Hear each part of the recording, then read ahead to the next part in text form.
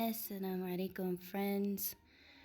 I am making Somali snacks today. Somali Kac, which is like Somali donuts, and Somali tea, shaax. So here I'm adding flour, baking powder, sugar, melted butter, an egg, and milk. I used different flour this time, so it came out a little bit different, but I let it rest for a little while, spread a little bit more butter on it, and then, just kneaded it. Let it knead for a minute. Because of the different flour, it didn't come out exactly the same, but it was still really, really good. So anyway, now it's time to knead the dough just so that you can put it into little squares later on. As you can see, it's not sticking. I have to add a little bit more flour. So there we go. We're gonna add a little bit more flour to get it to be a little bit more firm. We roll it out, and now we're going to roll it out till it's nice and thin, and then cut it into small, even squares to the best of your ability.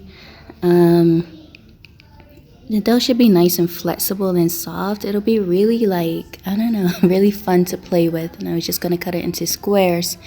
Now, because the flour didn't really cooperate with me, I ended up making it into circles, then just decorating it using little lines. Make sure the fire is nice and hot, or the oil is nice and hot. And there you go, nice and brown. You want it to get like a light brown, not too dark.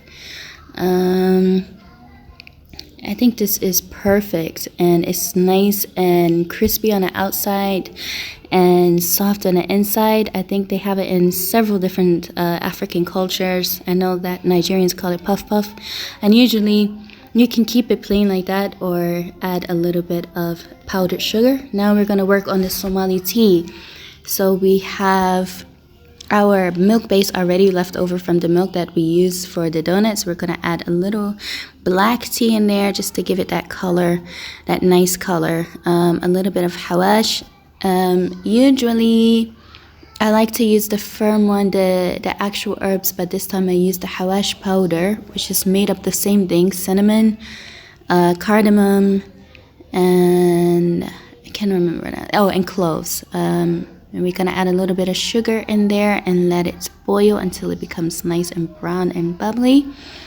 Once it gets hot, we're going to just stir it one more time and go ahead and dip in.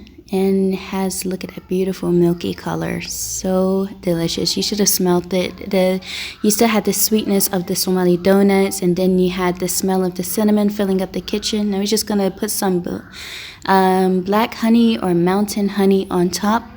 This honey is actual herbal honey that I got from the store nearby. We're gonna add some dates, and here you have it, your Afur, Somali Afur, or your Iftar, your Somali snacks to break your fast during Ramadan. This is what pretty much every Somali house is gonna have, also along with some watermelon. Looks beautiful, smells beautiful, nice and soft and crispy at the same time. Somali tea is sweet, has more than enough sugar, and we are nice and full and satisfied until dinner time, and during Ramadan until it is time to go to the masjid. Alhamdulillah. I hope you guys enjoyed this video, and I can't wait to see you on the next one. Try it and let me know what you think. I think that you will definitely enjoy this recipe. Thank you guys. See you next time.